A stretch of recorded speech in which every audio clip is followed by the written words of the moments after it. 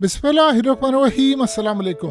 हकीकत TV science and health में खुश आमदीद। बहुत ही कमाल और दिलचस्प मरहले में इस वक्त सारी सिचुएशन पहुंच चुकी है। 24 घंटे नहीं हुए ट्रंप ने हलफ उठाया है और ट्रंप ने सिग्नेचर्स की भरमार कर दी है, लेकिन जो चीखें और जो कमाल सूरत हाल इस वक्त दुनिया में बदल रही है, जो इजराइल में हो रहा है, वो देखने लायक है। इसराइल के आर्मी चीफ ने रिजाइन कर दिया है और कहा है कि वो अब मजीद आर्मी चीफ की कुर्सी पर नहीं रहना चाहते। ये इतनी बड़ी डेवलपमेंट है कि ट्रंप के सिर्फ हलफ उठाने के बाद ये पहला झटका लगा है। और दूसरा झटका, ये जो शख्स आपकी स्क्रीन पर आ रहा है, इसको कोई आम शख्स ना समझिए। ये इसराइल का एक जर्नैल है और साउदर्न कमांड का, यानी पूरी तरह कमांडर है वहां का, यारोन फिंकेलमैन। ये जानते हैं कौन है? जिसको पूरी जिम्मेदारी दी गई थी कि भाई तूने गजा आजाद करवा कर देना है, हमें इजराइल की झोली में डालना है। उसने भी रिजाइन कर दिया है। अब इजराइल की फौज में आप देखिएगा तो होता क्या है। ये इतना बड़ा जो मामला हुआ है कि आर्मी चीफ ने रिजाइन कर दिया है और असल वजह ट्रंप की बनी है।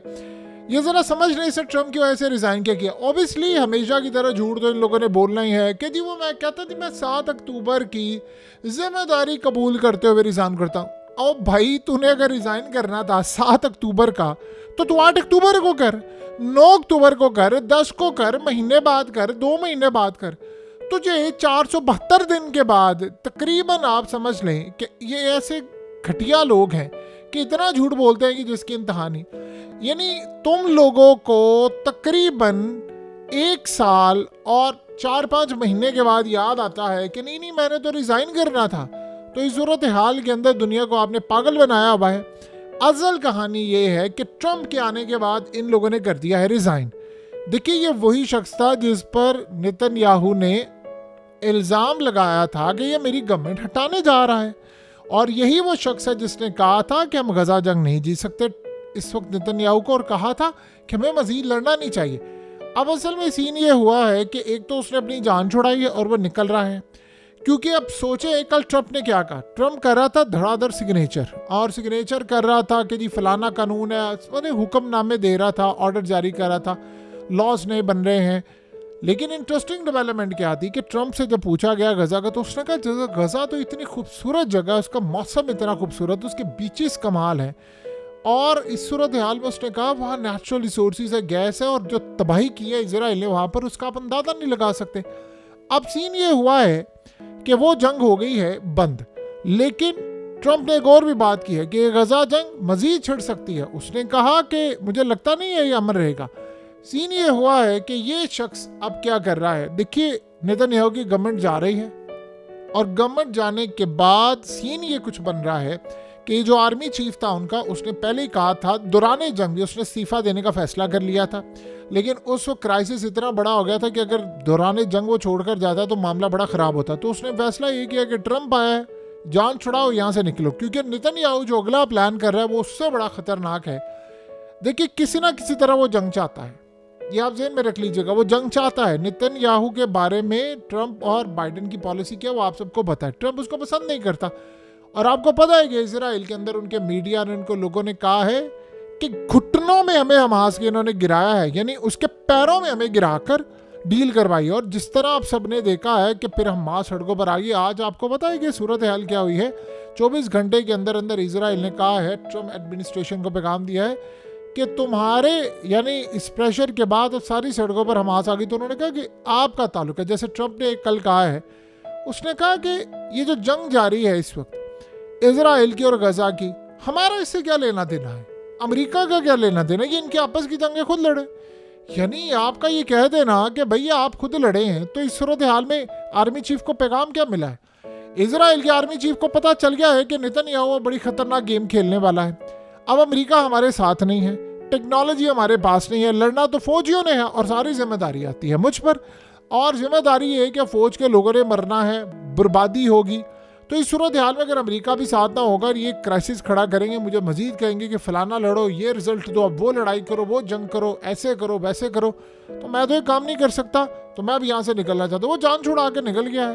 पहले उस पर इल्ज़ाम ये लग रहा था और काफ़ी हद तक इनकी आपस की लड़ाई हो गई थी। उसने जब ये बात कही थी कि गजा से फ़ौज वापस बुला लेते हैं, इनको हमास को दें, ये खुद जाने, ये कर ही नहीं सकते, तो हमें बीच में आने की क्या ज़रूरत है, हमारे फ़ौजी मर रहे हैं।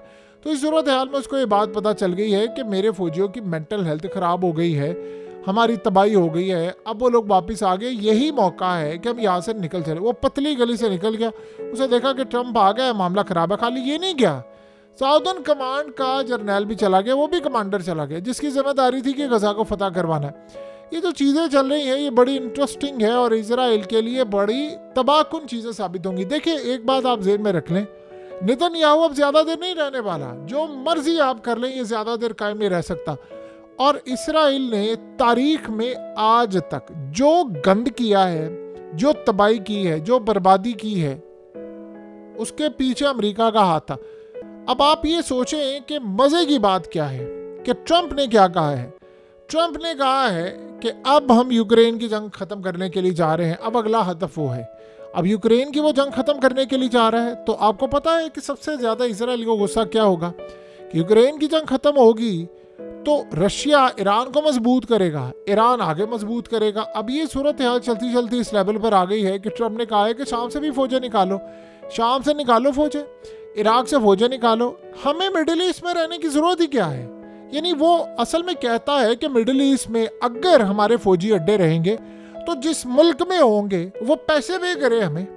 ये बड़ी इंटरेस्टिंग बात है। वो कहता है, देखिए, पहले उनकी स्टैब्लिशमेंट की पॉलिसी क्या थी फौज की, और ये स्टैब्लिशमेंट और खुफिया ताकतों की जो उनकी हुकूमत चलाती है, उनकी पॉलिसी यही थी कि हम दूसरे मुल्कों में घुसेंगे, उनके रिसोर्सेज चोरी करेंगे, फलाना करें, खर्चा हम करेंगे, और सारी सूरत हाल हमारी मर्जी की होगी, हम जासूसी करें, फलाना करें, ड्रोन उड़ाए, ये करें, वो करें।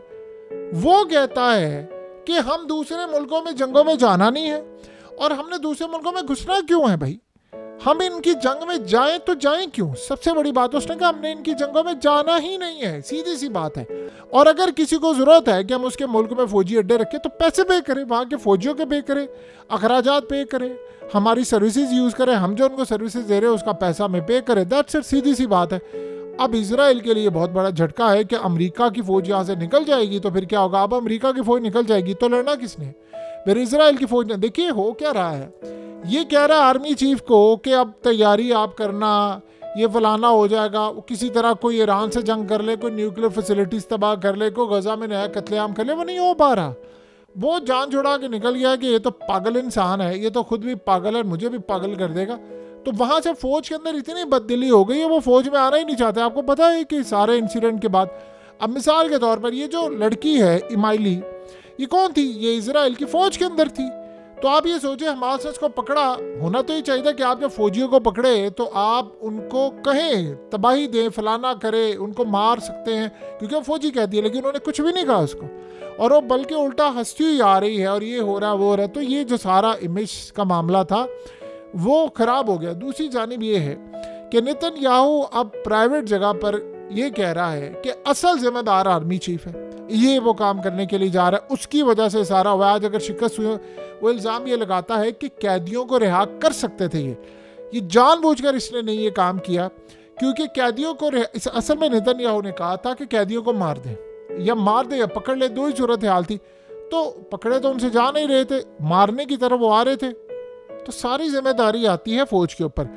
देखिए, जो इजराइल की फौज की बदनामी हो गई है, उनकी फौज के ये 32 साल थे जिसमें पता ये चला है कि नई रिक्रूटमेंट हो ही नहीं रही, यानी नए लोग भर्ती ही नहीं हो पा रहे, फौज के अंदर कोई आने को तैयार नहीं है। वो कह रहे हैं कि जंग जिस तरह की लगी। आपको पता है कि नेतन्याहू के खिलाफ कितनी उसको गालियां पड़ी हैं।